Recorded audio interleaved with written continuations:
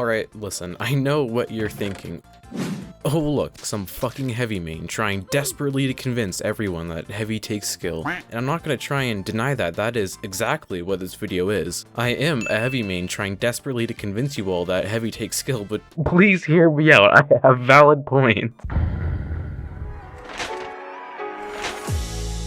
Just so we're all on the same page, I'll be using the term skill floor and skill ceiling a lot in this video. By skill floor, I mean the lowest amount of skill you can have while still being effective. And by skill ceiling, I mean the maximum skill level achievable by humans. Or at least very close to the maximum. Yes, I know all the classes have a theoretical infinite skill ceiling, Mr. Nerdatron. This is big brain time. But past a point, it gets so exponentially hard to improve that it's fair to call it a skill ceiling.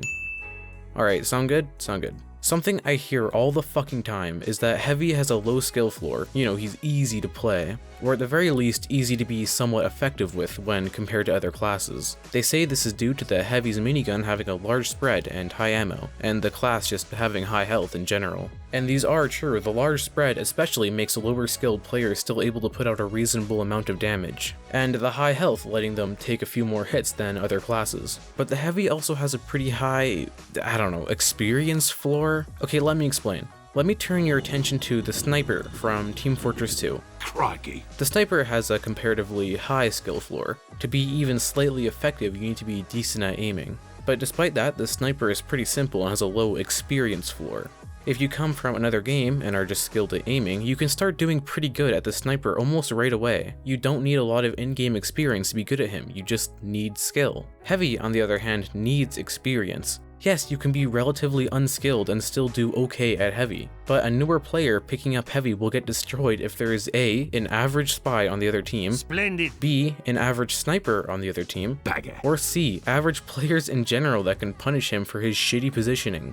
Revving up your minigun takes time and you are slow when you rev. You see newer hEaVys all the time revving too much and not being where the fight is that often, or not revving at all until there's already someone shooting at them, at which point they're usually fucked. And yes, you're right, if you baby that level 1 hEaVy on your team, he'll end up helping you out a bit. But remember, you're compensating for his lack of experience so he can take advantage of the ease of the shooting and health. But you might say, oh Patrick, you fucking faggot, hEaVy is easy because he has a low skill ceiling. His minigun does so much damage, and it's so easy to aim. All hEaVy mains are just low-skilled faggots that rely on an easy method of dealing damage via the massive spread of the minigun. This makes you just another low-skilled... Oh. See, that's where you're wrong. The hEaVy's minigun has an incredibly high skill ceiling, for the same reason that your main's primary weapon has such a high skill ceiling. I cannot believe this! Both the minigun and the scattergun have spread, but because of the nature of the spread and the shape it takes being a circle and not like a fucking sideways hourglass or something, no matter what, the more precise you are, the more pellets will connect and the more damage you'll do. This is also an argument I've seen stock minigun purists use when debating with Tomislav enthusiasts, that even though the spread is tighter, you're still shooting less, and the tighter spread works as a crutch for bad hEaVys because if their aim was better, they could be putting out more damage just because there's more bullets and there's more fucking damage. I don't know. I don't even think that's true past like medium-ish range, but I'm not getting into the stock versus Tomislav debate thing. No. I'm talking about the minigun and its tracking and precision and fucking whatever. I talk more about tracking in this video here, but in short, you can always improve at tracking other players and your precision, things you do with the minigun, as well as the scattergun or shotgun or any other spread gun. The better your aim, the more damage you'll do. Even if that means if you have bad aim, you will still be doing damage. So that's why the hEaVy's skill ceiling or skill cap for his aiming is high, and not just low because it can be easy. It always annoys me when people compare using the minigun to WM1 with the pyro. The minigun isn't a flamethrower. Why do I need to say this? Being more accurate and precise leads to dealing more damage, making it have an extremely high skill ceiling. Not to downplay pyros, by the way, there certainly is a lot to get good at with flares and combos and air blasts and whatever, but no one is going to convince me that WM1 doesn't have a low skill ceiling, because getting better at it past a certain point with your aim yields no rewards at all, in stark contrast to the minigun, which rewards you greatly because of the shape of your spread and the number of bullets you'll be putting into your enemy. When it comes to knowledge, there's a lot for the heavy to learn as well. This is a mega contributing factor when it comes to the skill ceiling of, say, the engineer or spy, which both rely a lot on game and map knowledge, a sorta experience ceiling. To name just a few with the heavy, there are tap firing, jump revving, sandwich baiting, etc. I don't think these contribute too much to the skill ceiling though, since once you know them, there's not much to it. But it is still knowledge and experience, and there is still a lot of cramming in heavy university to be done.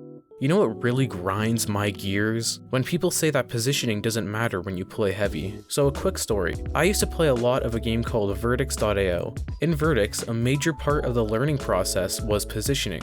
Learning map spawns and enemy player movement and where to position yourself so that you had the advantage when going up against your enemy.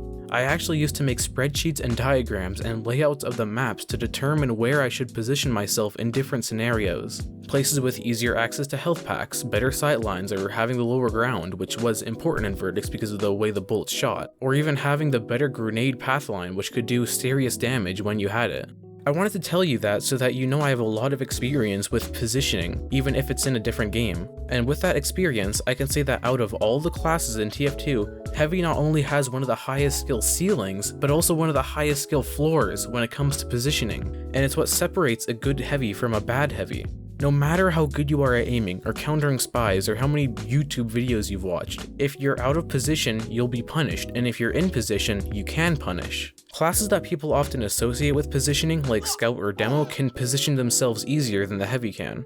The consequences of being poorly positioned as the Heavy mean you're dead. On the Scout, it's just zoom zoom, I'm gone. Meanwhile, the benefits of being masterfully positioned as the Heavy could mean wiping out an entire team. Believe it or not, it's actually difficult to understand your enemy, your team, the map, and yourself with your strengths and weaknesses. Yes, I'm not an idiot. I know classes like Scout and Soldier have more positioning and movement options, and because of this their skill ceiling is debatably higher. But that shouldn't take away from the more methodical positioning of the Heavy, which because it's slow requires more thought and of course time. It's more punishing and more rewarding.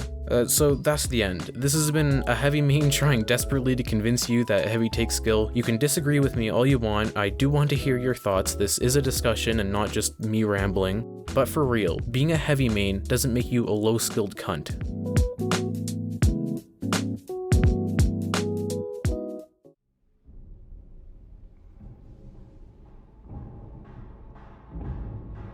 You want to hear another joke, Bene? What do you get when you cross a mentally ill Heavy main in a TF2 community that abandons him and treats him like trash? I'll tell you what you get, Bene. You get what you fucking deserve.